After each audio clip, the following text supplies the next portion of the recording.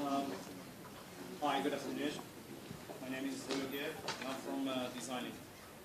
Actually, I want to thank Jules for an amazing presentation because that's exactly what we're talking about. We're talking about innovation and creativity. One of the things that I was asked to talk about is the fact that I actually was nascent. A year and a half ago, we were acquired by one of the 5th largest design service companies in the world by the name Designit.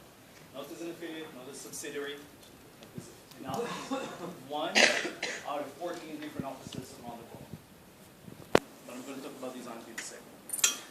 One of the things that is very difficult for people to understand or to accept is that when we're talking about innovation, we're not necessarily talking about invention. There was a study recently done by an amazing group of CMOs that study asked them, what do you think about innovation? 2/3 of them, we're talking about great CMOs, we're not ready for it. That was the answer.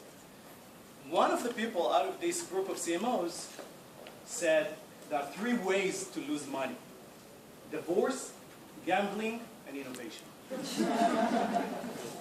And this is how it started. So one of the things that I want to talk today about is how to really take innovation to the practical terms. What does it mean, innovation? But I also have to do this in an aspect of really showing you guys, and I'm standing here at Shenkar. By the way, I'm very proud to be at Shenkar because a lot of our stuff is from Shenkar. Actually, one of the senior directors in our company came from Shenkar. He's actually teaching here. His name is Guy from by any chance. Nascent. I returned to Israel 9 years ago, after spending 8.5 years in San Francisco, which I actually had the pleasure to study from the best. Regis McKenny was considered to be the godfather of Apple in terms of marketing, and many other good people. And I just realized, and by the way, I returned to Israel because my wife made it, not because it was my first option or my first choice, but I'm glad she did.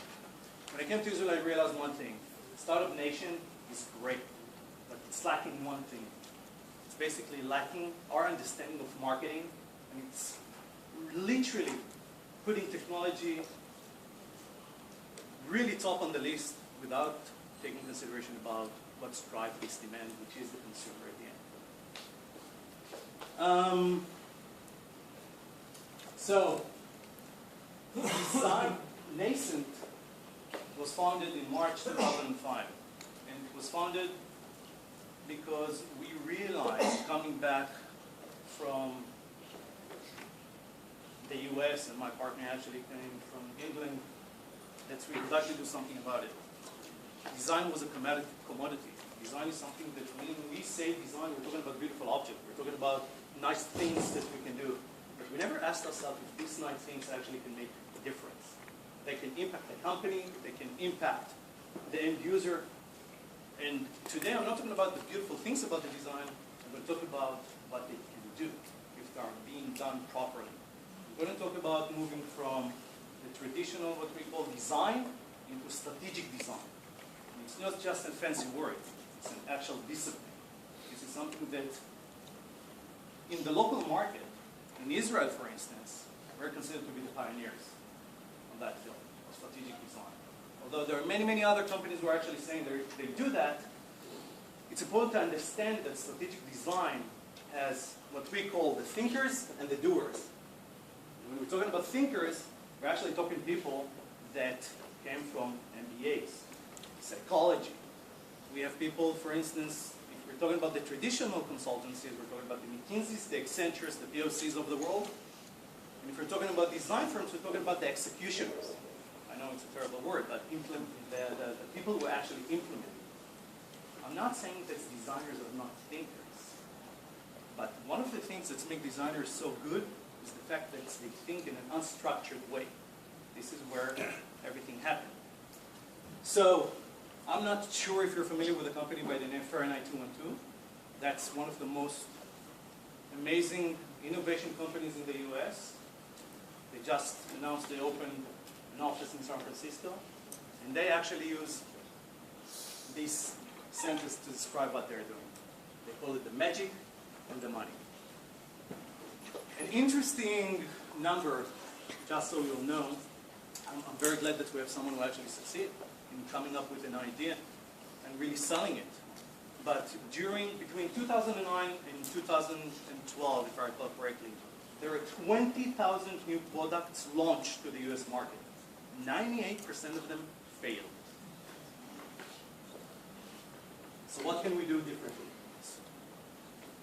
So that's nascent.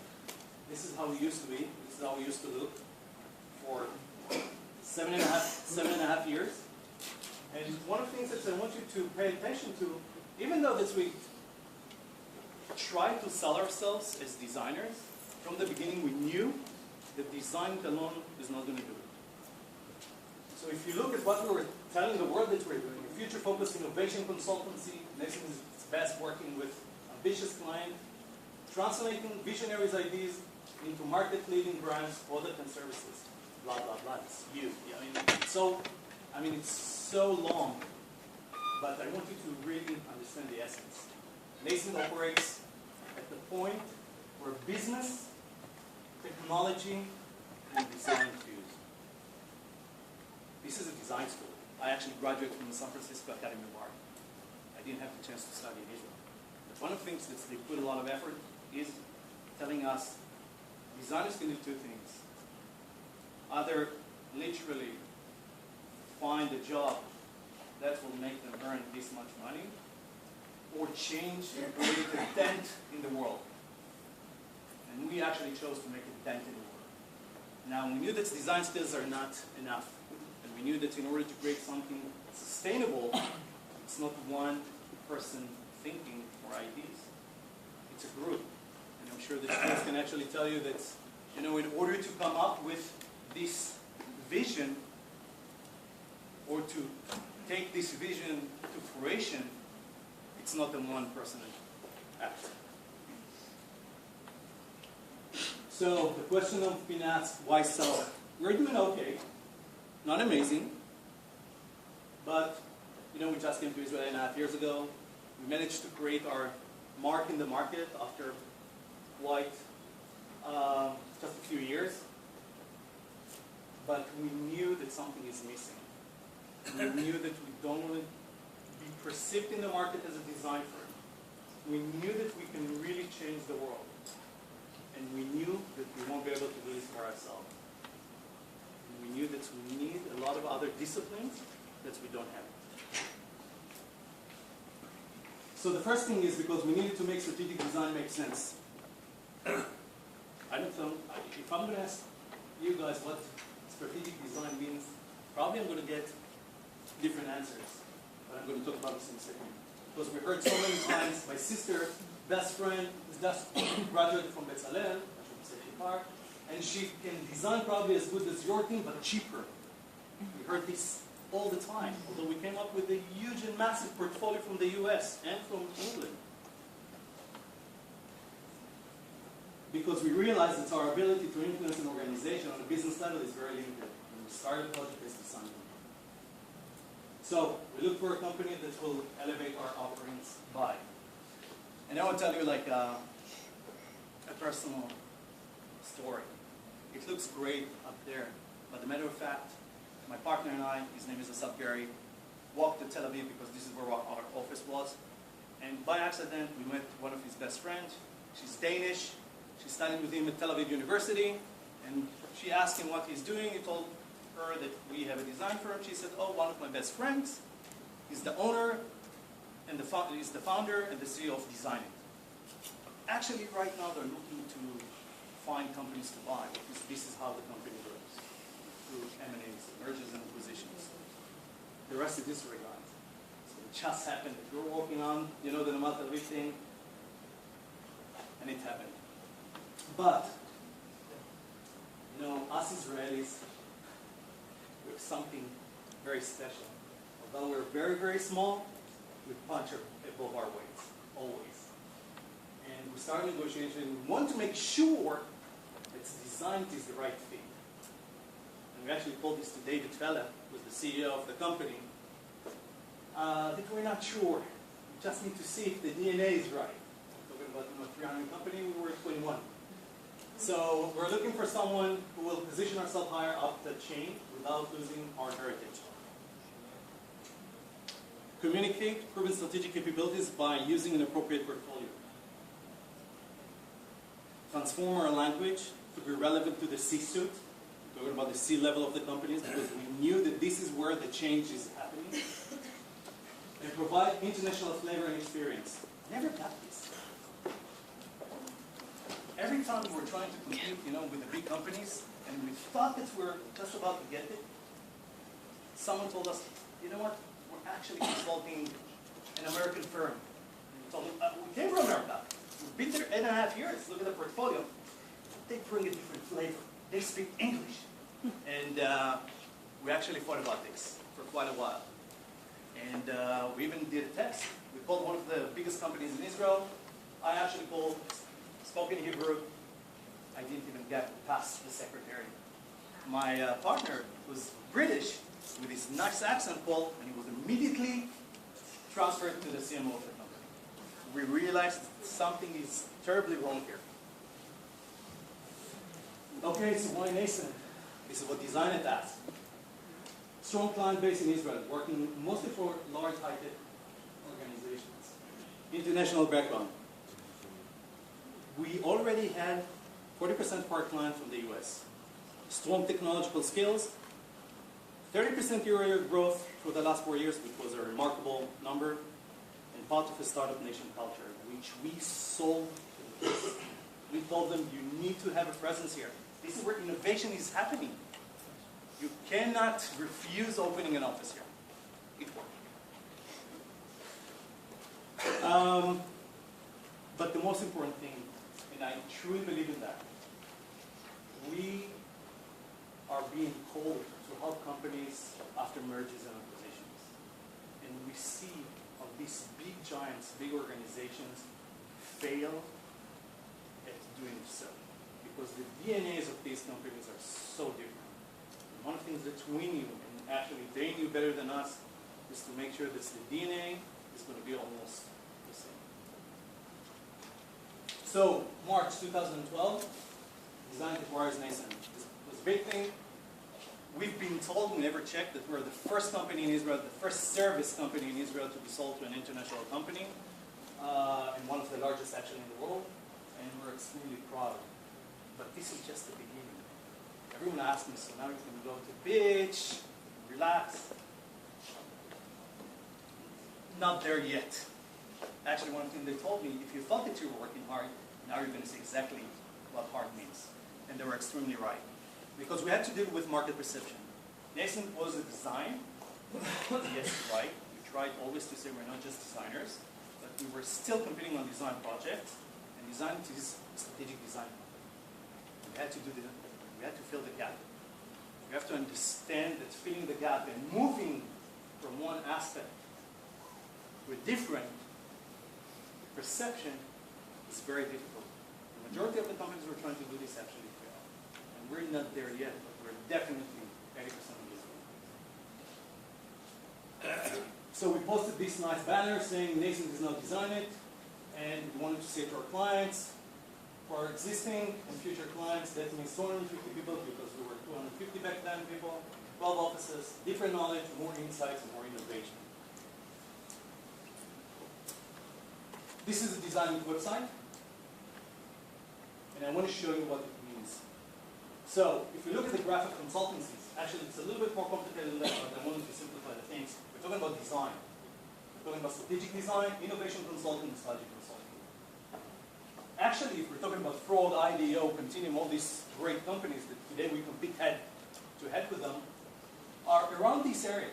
This is where they play. Fahrenheit 212, as I mentioned, are playing in that area, the innovation consulting area. McKinsey's and Accenture of the world are actually playing in this area. By the way, I don't know if you know that, but for the last 100 years, nothing has really happened with the traditional consulting firms. And Harvard Business, there was a recent article at the Harvard Business saying that today consultancies have to completely think differently. They are doing this. I don't know if you heard, Accenture bought 2 companies like us in the recent year. One of them is Equity, the other one is Fuel, which is a direct competition to Designit. And if we're talking about McKinsey just opened an internal company inside, as providing and offering exactly what we're doing. So there's a big shift. But the big shift when we're talking about is happening from an aesthetic value to a business asset. So, what does strategic design really mean? It's a discipline which helps firms determine what to make and do. As you just wonderfully said, why do it and how to innovate contextually both on the short term as well as on the long term. We have many things that we need. It's very difficult, God, trust me, I'm trying that for a while. To really connect between the strategy and design. And just because it's a different mentality, it's a different way of thinking, it's different tools. One of the wonderful things that designers actually do, they develop a tool that was mentioned so many times, which is called co-creation.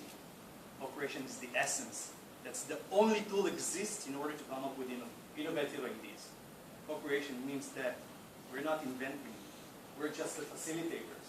We're actually talking to our clients, talking to the clients of our clients at exactly the same session, understanding what drives them, and then we come up with ideas.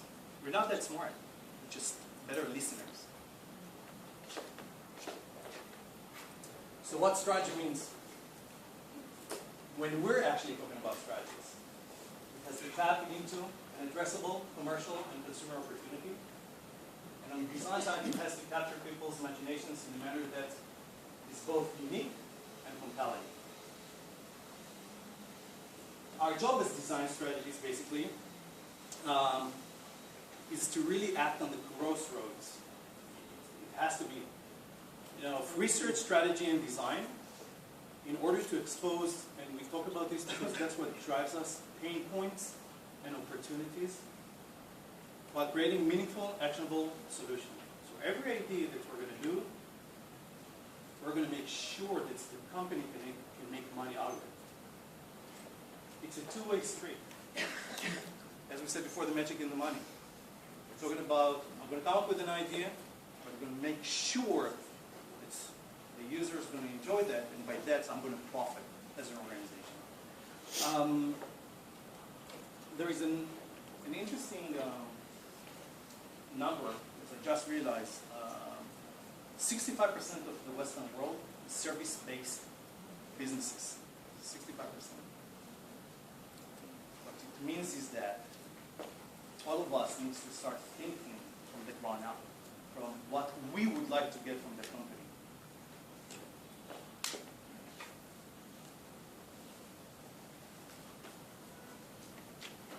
Strategic design definitely drives innovation. Innovation powers brands. Brands build loyalty, and loyalty sustains profit. This is how it goes. We're actually working today with Fortune 500s.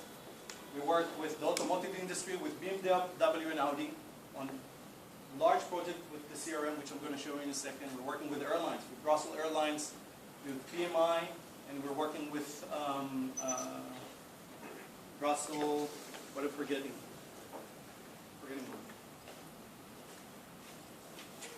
And we're working in the pharmaceutical industry. We're working with Novo Nordisk as innovation partner for the last 15 years. We're working with banks. We just finished creating, together with the bank, with Bank of Berkeley, this digital strategy, which means the vision for how we as a consumers will consume financial product in the next couple of years. We have to remember, it's at the end, after the strategy is gone, the only thing that will connect us to the service or to the company is going to be through the design.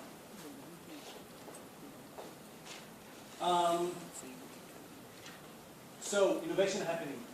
It's really here. It's in the middle, it's in the center. Strategy making innovation meaningful, the design making innovation magical. I mean, every single one of us, I'm pretty sure, have so many ideas during his life, but what really makes him successful is the fact that we took them from an idea to the execution phase. And you can find great ideas everywhere, but unfortunately, most ideas never really go anywhere. That's why when we see a successful story, like Jules, it's inspiring, and we all need to be inspired by that, because it can really happen. You just need to know how to do it, and not to be afraid by doing it. Idea. An idea is a proactive thought that has the power to inspire action, and the innovation part of it is the result of inspired action, something created that improves lives in a manner that both quantifiable and sustainable.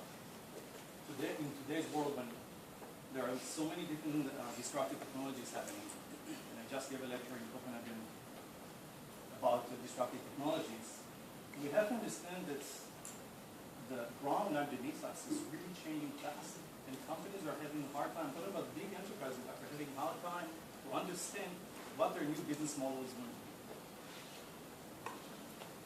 So what we're saying is that innovation is a great idea that actually makes money. I mean, I'm not afraid to say that. You have to remember, I'm an art graduate. I'm a painter and a sculptor. That's what I used to do. But I understand that I can definitely do that. Be in a loft in New York, starve to death, but I'd rather do something that will be useful to humanity. So, well, we're Designit.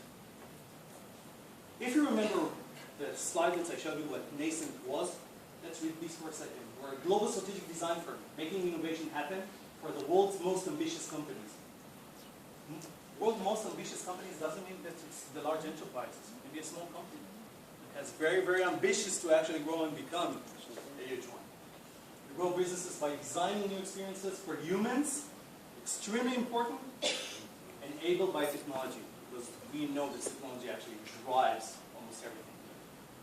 Even in the low-tech, on the low-tech side. Actually, if it's okay with you, I'm just going to move back to some case studies, because I think that's my time is running. So, 300 designer, 29 nationalities, extremely important. That's what makes us unique, because we understand cultures. I never actually anticipated that I'm going to become so knowledgeable just by sitting next to people who are coming from completely different countries, with 32 different educational backgrounds. What we really do is innovation strategy, brand strategy, design research, service design, digital design, product design, everything together goes to one thing that's called service design. I'm going to fast forward, and I'm going to show you some things that we did. So, Swiss airline. We all know that the entire airline is changing dramatically. It's becoming commoditized. I can actually, with a click of a button, can move from one company to another. Unless I have many, many miles and I actually want to redeem them. So Swiss came to us and told us, we want to come with a differentiator. What can be the differentiator? So by, again, doing a co-creation, understanding what their customers' needs, we realized that we want to start with a niche, just to create quick wins. We show the company that by changing little things, we can create new revenue engines and can move to the bigger tasks. So we actually looked at the business personas of Swiss Airlines, and we realized that's one of the things that he's actually missing this time. He never had time to go to do shopping, he never has time to actually do what he really likes. We want to help him. So the first thing that we did, we created a platform that let him not only order the ticket, but also his groceries from Migros, which is a big supermarket chain in Switzerland. It's a simple thing, but suddenly we created a rev share between the airlines and the grocery shop. That's innovation. We helped our customer, and we helped our business, the airline.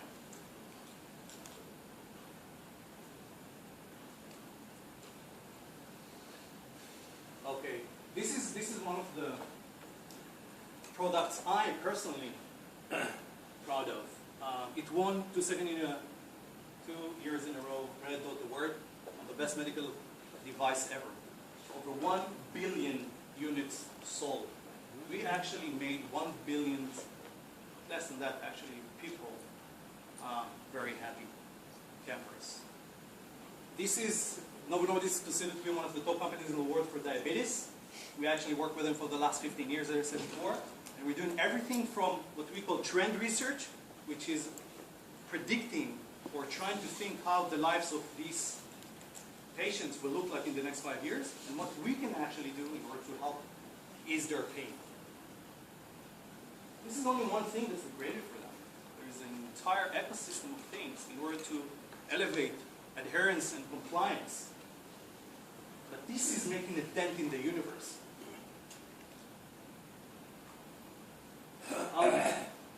This is a very sexy, actually, project. It was launched in the UK 9 months ago, and already the second one was launched in Beijing 6 months ago. We came up with next generation retail experience.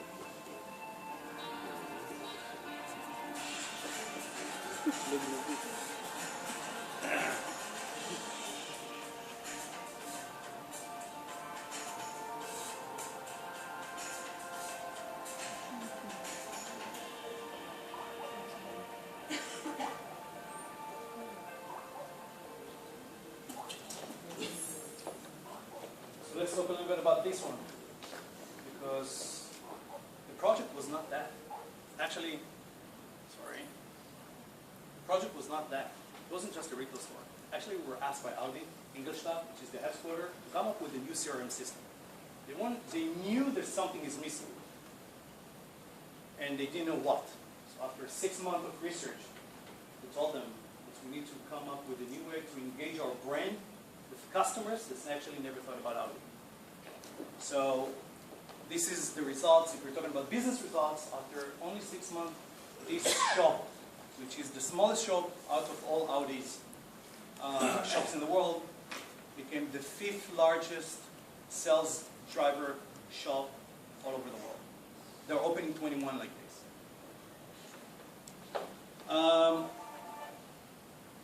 So, Berkeley, actually I could talk forever about this one, but I will just show this one and we're going to close with this presentation. In Denmark, there is a ferry service done very traditionally. You either call them and you just book your place, or really trying to go to the website, feeling really, really frustrated, and calling them to book the ferry.